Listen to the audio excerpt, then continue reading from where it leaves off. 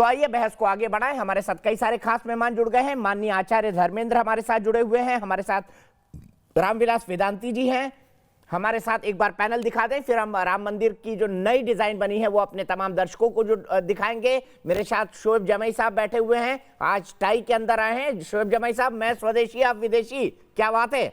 आचार्य धर्मेंद्र जी को मैंने, एहतेशाम जी भी मेरे साथ हैं, मेरे साथ इकबाल अंसारी जी भी हैं और रामविलास वेदांती जी भी हैं। मैं आ गया हूं, उससे पहले सबसे पहले दिखाता हूं एक 3D एनिमेशन आया है जो नया श्री राम जन्मभूमि का मंदिर बनेगा, रामलला का मंदिर बनेगा। ये देखिए, ये विशाल मंदिर होगा, 89 एकड़ का इसका पूरा परिसर होगा। इसमें एक राम कथा कुंज होगा जिसके अंदर मूर्तियों से बताया जाएगा, पुत्रेष्टि यज्ञ से लेकर अयोध्या में राजा राम के राज्य अभिषेक की बात बताई जाएगी। अब यह मंदिर जो है 3 तल का होगा। अब इसकी ऊंचाई पहले 141 फीट थी, अब 161 फीट होगी। ऊपर धर्म ध्वजा लहराएगी और आप इसकी देख सकते हैं, पहले इसकी चौड़ाई जो थी वो 160 फीट थी, लेकिन अब इसको 235 फीट कर दिया गया है। पहले 2 तल का था, अब 3 तल का होगा। और इसकी लंबाई पहले 310 थी, अब 360 कर दी गई है, क्योंकि पूरे साधु संत और देश के आम जनता चाहती थी कि एक बड़ा मंदिर बने। ये देखिए, ये 5 मंडप होंगे, पहले 3 मंडप होना था। एक कीर्तन मंडप, एक नृत्य मंडप, एक रंग मंडप, एक गुड़ मंडप और एक मुख्य शिखर और एक प्रार्थना मंडप। जो गर्भगृह होगा वो सबसे नीचे होगा और राजा राम का जो दरबार होगा वो पहले तल पर होगा। पहले तल पर राजा राम का दरबार होगा और गर्भगृह निचले तल पर होगा। जहां पर रामलला की मूर्ति विराजमान थी, वहीं पर रामलला विराजमान होंगे, वहीं पर गर्भगृह बनेगा। यहां पर 40 किलो चांदी की ईंटें भी रखी जाएंगी शिला पूजन के वक्त, ऐसा आर्किटेक्ट ने हमें बताया है। एक बार फिर से बहस की तरफ आते हैं। बहस में हमने एहतेशाम जी से बात की थी, इकबाल अंसारी जी से बात की थी, लेकिन आचार्य धर्मेंद्र जी की बात अधूरी रह गई थी। आचार्य धर्मेंद्र जी, एहतेशाम जी का कहना है, जो कि सुप्रीम कोर्ट के बड़े जाने माने लॉयर हैं, उनका यह भी कहना है और बड़ा साफ साफ कहना है कि उस दिन तो कानून का मखौल उड़ा था। उस दिन भारतीय संविधान की आत्मा एक तरीके से मर गई थी, ये उन्होंने आरोप लगाया है। क्या ऐसा आप लोगों ने कुछ किया था आचार्य जी? आप सबसे अग्रणी नेता थे उस आंदोलन के, ये कहने में मुझे कोई गुरेज नहीं है। जो कुछ भी वहां हुआ उसमें संविधान की या किसी की भी कोई धज्जियां नहीं उड़ाई गई। केवल नासूर का ऑपरेशन हुआ, पूरी तरह से कोई षड्यंत्र नहीं था, कोई साजिश नहीं थी, भक्ति भावना से पूरित सारा का सारा कार्य था।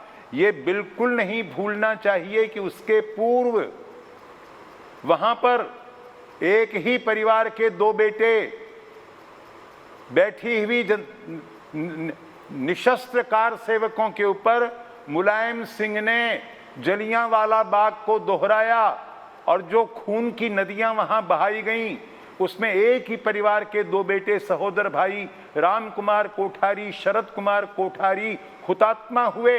इतने बड़े हादसे के बाद भी यदि 6 दिसंबर के दिन ढांचा टूटने के अवसर पर यदि सब कुछ शांति से परिणत हुआ, तो ये तो एक बहुत बड़े आश्चर्य की बात है। यदि वो उत्तेजना होती और सारे के सारे राम भक्त यदि प्रतिक्रिया और प्रतिशोध की भावना से प्रेरित होते, तो पूरे जनपद में मुसलमानों के साथ क्या हुआ होता, ये सोचने का विषय है। लेकिन एक भी मुसलमान को आलपिन से भी कहीं चोट नहीं आई। ये कितने बड़े आश्चर्य की बात है। ठीक है, ये बात वही समझेंगे जिनके हृदय में भक्ति है, भावना है। और मुल्कों की तकदीरों का फैसला, निर्णय सुप्रीम कोर्ट नहीं किया करते। भारत माता का विभाजन सुप्रीम कोर्ट के फैसले के ऊपर नहीं हुआ। विश्वासघात के आधार पर पाकिस्तान बना, पूर्वी पाकिस्तान, पश्चिमी पाकिस्तान। इसलिए 2 अरब वर्ष पुराना हमारा इतिहास, 2 अरब साल पुराना, चुनौती देता हूं मैं, 2 अरब साल पुराना भगवान स्वयंभू मनु का इतिहास, और उस इतिहास की संरचना के लिए और उसको उसी प्रकार की भव्यता देने के लिए तोड़ फोड़ में विश्वास करने वाले, जिनके लिए संग तराशी हराम है, मौसीकी हराम है, इस्लाम की रूह से अगर बात की जाए तो संगीत हराम, चित्रकारी हराम, संगत राशि यानी मूर्तिकारी हराम।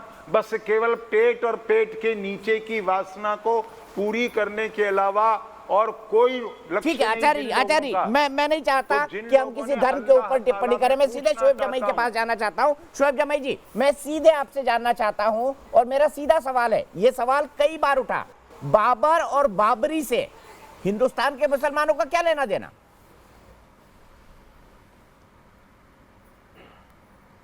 नहीं, मैं तो जब इसका फैसला आया था उस वक्त भी बधाई दिया था और आज भी बधाई दे रहा हूं कि बाबरी की लाश पर आप एक मंदिर निर्माण कर रहे हैं, आपको मुबारकबाद हो। मैं वही हमेशा तो पूछ बधाई रहा हूं, देता हूं, बाबर और आज भी बाबरी दे रहा से हूं। लेकिन हिंदुस्तान इस के बात को मुसलमान हमेशा- का क्या लेना देना?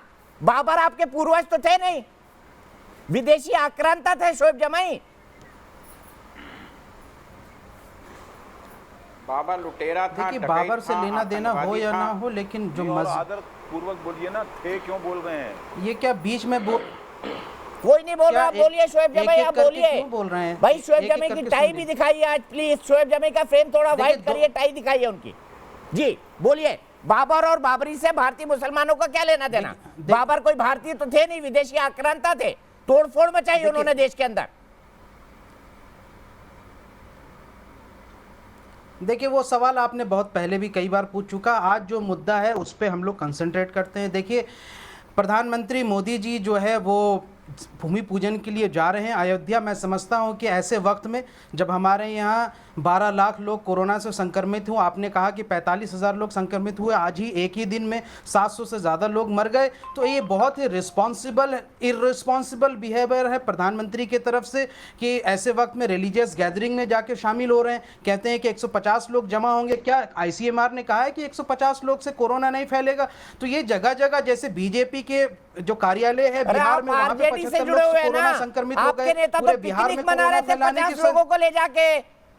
आपके नेता तेजस्वी यादव को माफी मांगनी पड़ी। आप आरजेडी से ही जुड़े हुए ना, टाई पहने हुए हैं, वो ठीक बात है, लेकिन आपके 4 विधायक वो झरने पे ले जाके वो पिकनिक मनवा रहे थे लोगों को। आपके ही नेता तेजस्वी यादव ने माफी मांगी है। विरोध करने के लिए विरोध किसी बात का उचित नहीं होता। इससे पहले भी 3 बार टाला जा चुका है भूमि पूजन। शोएब जमई, नहीं, आप भाषण वो देना चाहिए जो लॉजिकल लगे। यहाँ से कि देखिए, जिस तरीके से वहाँ कोरोना भाषण वो देना चाहिए फैलाने जो की लॉजिकल साजिश लगे। है ये, और इस साजिश में अगर इस साजिश में प्रधानमंत्री भी शामिल होना चाहते हैं तो फिर उनको मुबारक हो। तिरुपति में 114 लोग पॉजिटिव हो गए और वहां उसके बाद भी कपाट बंद नहीं किया। यहाँ जबलपुर MP में सरसंघ ये RSS के कार्यकर्ता जाकर के कोरोना फैला रहे हैं। अरे पूरे दुनिया देश में कोरोना फैलाने का ठेका लेके रखा है क्या? मतलब कर क्या रहे हैं? ये कौन सा धर्म यूज कर रहे हैं आप लोग? क्या किया था जब गाइडलाइन चल रही थी? तब क्यों वकालत करते थे मौलाना साहब की? क्यों भटक रहे विषय से? शोएब जमई, जवाब दो ना। बाबर और बाबरी से हिंदुस्तान के मुसलमानों का क्या लेना देना? जवाब दीजिए इस बात का। कोरोना पर ज्ञान दे रहे। देखिए, एक बात आप याद रखिए, चचा था, ताऊ था, फूफा था, क्या था बाबर? मस्जिद हमारी था, ताऊ था, फूफा था, क्या था बाबर? क्या था? सर देखिए, मैं जानता हूं आप सरकार के और प्रधानमंत्री के बड़े चहेते पत्रकार हैं सर, आपको उनके पर्स का भी पता है, लेकिन मेरी भी तो सुन लीजिए सर। मैं आपकी इतनी हैसियत का नहीं हूं, मेरी बात सुन लीजिए ना 30 सेकंड से। मैं सिर्फ इतना कहना चाहता हूं कि बाबरी मस्जिद और बाबरी मस्जिद की यादें हमारे लिए मरते दम तक, और आने वाली नस्लें भी इसको याद रखेगी। आपको मुबारक हो कि एक मस्जिद को शहीद करके आप मंदिर बना रहे हैं। आपको मुबारक हो। किसी ने मंदिर तोड़ी नहीं तोड़ी किसी ने नहीं देखा, लेकिन 1992 में मस्जिद तोड़ी गई, उसको पूरी दुनिया ने देखा, कोई डिनाई नहीं कर सकता। और जो जज साहब ने देने वाले फैसला, उसको तो बीजेपी ने राज्यसभा पहुंचा दिया। वेदांती जी, इनको ये छाती पीट रहे बाबरी मस्जिद टूटने के लिए, क्या कहेंगे इनके लिए? आचार्य धर्मेंद्र भी हाथ उठा रहे हैं। संविधान मंदिर का दर्शन नहीं किया होगा। वो खंडहर था, मस्जिद का कोई चिन्ह नहीं था। मस्जिद में परिक्रमा नहीं होती, मस्जिद में देवी देवताओं की मूर्ति नहीं होती। मस्जिद में हनुमान जी नहीं होते, मस्जिद में शंकर जी नहीं होते, मस्जिद में दुर्गा की मूर्ति नहीं होती, मस्जिद में गणेश की मूर्ति नहीं होती। वहाँ सभी देवी देवताओं की मूर्तियां थी, तो मस्जिद कहाँ थी? वहाँ तो राम जन्मभूमि मंदिर का खंडहर था। हमने मस्जिद को नहीं तोड़वाया, हमने मंदिर के खंडहर को तोड़वाया है। इनको पता नहीं है, शायद अयोध्या गए नहीं होंगे। वहाँ मंदिर का खंडहर था, वहाँ मस्जिद की कोई चिन्ह भी नहीं था, कोई नाम नहीं था। आचार्य धर्मेंद्र कुछ कहना चाहते हैं? आचार्य धर्मेंद्र, भगवान राम की पूजा होती थी, कुछ वहाँ देश के अर्चन बंदन सेक्युलर होता लोगों था, को बाबर से मस्जिद का इतना कोई प्यार चिन्ह क्यों नहीं था, है? वहाँ मंदिर का खंडहर था। हमने मंदिर के खंडहर को तोड़वाकर भव्य रामलला मंदिर बनाने का रास्ता साफ किया है। सीधे आचार्य धर्मेंद्र के पास चलते हैं, फिर शोएब जमी के पास वापस चलूंगा। शोएब भाई जवाब सुन लेना, आचार्य धर्मेंद्र जी कुछ कहना चाह रहे हैं? मंदिर निर्माण होगा 12:15 पर जो शुभ मुहूर्त गया है, मैं उस शुभ मुहूर्त बार बार ये कहना चाहता हूं कि मुल्कों की तकदीर के फैसले सुप्रीम कोर्ट या किसी प्रकार का हाई कोर्ट या ये नहीं किया होते। ये जो निर्माण होते हैं, इतिहास निर्माण होते हैं, उनकी प्रक्रिया बिल्कुल अलग होती है। और इतिहास निर्माण की प्रक्रिया में पुराने खंडहर हटाए जाते हैं और नवीन भव्य देवालय और जो कुछ भी है वो जहां जहां भी खंडहर हैं वो इस्लाम के दस्तखत हैं, और जहां जहां सौंदर्य है, निर्माण है, वो सब हिंदुत्व के हस्ताक्षर हैं। और एक बात अंत में कहना चाहता हूं, जिसके बाद कहने की कोई बात रहती नहीं। मुसलमान उसको कहते हैं जिसका ईमान मुसल्लम हो, ईमान मुसल्लम हो। हजरत पैगंबर नबी सल्लल्लाहु अलैहि वसल्लम, हजरत पैगंबर नबी ये कह गए हैं कि 14वीं सदी कयामत की है। तो अगर ये कयामत की है तो फिर उन पर फूल चढ़ाने चाहिए और एक बहुत बड़ी कब्र बनानी चाहिए और उनमें सबको यानी मजहब इस्लाम के मुरीदों को उसमें लेट जाना चाहिए।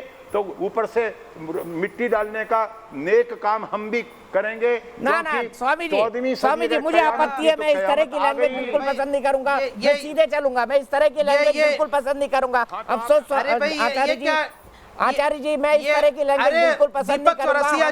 ये कॉमेडी शो चल रहा है क्या? और यहाँ पर सबको अपनी बात कहने का अधिकार है और हम किसी धन विशेष पर कोई अप्रिय टिप्पणी ना करें। मेरी सबसे यही गुजारिश होगी। पहले दीपक चौरसिया मेरे साथ एक दर्शक जुड़ गए हैं जयपुर से, उनका नाम है रामेश्वर शर्मा जी। रामेश्वर शर्मा जी, आपको क्या लगता है इन केसेस का चलने का कोई औचित्य है क्या? आप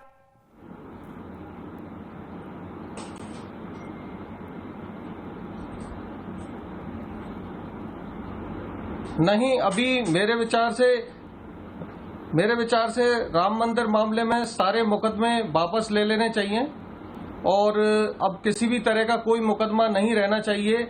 ये देश हिंदुओं का देश है, हिंदुस्तान। और मेरे विचार में जब इतने सुप्रीम कोर्ट ने एक बड़ा फैसला दे दिया है और उस फैसले के बाद अब किसी भी तरह का कोई वाद विवाद इस बारे में नहीं होना चाहिए।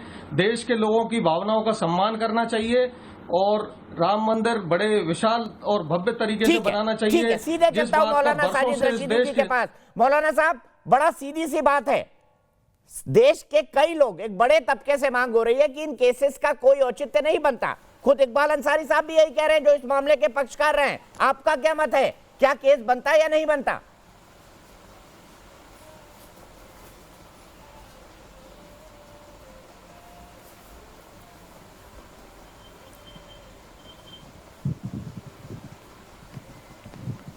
चलिए आखिरी सवाल, मैं सवाल चूंकि एहतशाम साहब से ले चुका हूं, इसीलिए हमारे शोएब भाई से पूछता हूं। शोएब भाई, केस चलना चाहिए नहीं चलना चाहिए? नहीं, देखिए, केस तो आप सारी चीजें खत्म हो गई। मैंने कहा ना कि आपको मुबारक हो, सारी चीजें मुबारक हो, लेकिन इस बात को जरूर याद रखिएगा और ये बोझ लेके पूरी जिंदगी और चलना चाहे तो चलिएगा कि कैसे आपने मस्जिद को शहीद कर करके मुसलमानों को ठेस पहुंचा के मंदिर बना रहे हैं। ये आपको बोझ लेके जिंदगी भर चलना पड़ेगा। बस ये चलने के लिए आप तैयार हैं तो सारी चीजें आप कीजिए। मैं तो कह रहा हूं कि आपको आजादी है। अभी ये कब्र खोदने की बात कर रहे थे, मैं इसलिए चिंता में रहता हूं कि हम 25 करोड़ मुसलमानों का होगा क्या। खुलेआम कब्र खोद के मारने की धमकी दी जा रही है। मैं इसलिए परेशान होता कि हमारी बहू बेटियों का इज्जत का क्या होगा, हम लोगों का क्या होगा। मेलोड्रामा मत करिए, मैंने रोक दिया, उनको काट दिया, उनको हटा दिया डिबेट से। मुझे चिंता है सर, और क्या चाहिए, और कुछ चाहिए? वैसे एक बात वही तो बता मैं दूं, कह रहा हूं कि आप टाई में ये बड़े मानस- हैंडसम लग रहे हैं। ये मानस मैं आपको शुक्रगुजार हूं। मैं टाई में बड़े हैंडसम लग रहे हैं। मैं बहुत बहुत शुक्रिया। लेकिन असल में आपको मैं याद काम भी काजी दिलाना आदमी चाहता हूं। हूं, हमारे मोहम्मद अली जिन्ना बहुत-बहुत साहब भी शुक्रिया। टाई ही पहना करते थे, टाई कोट उनका फेवरेट था।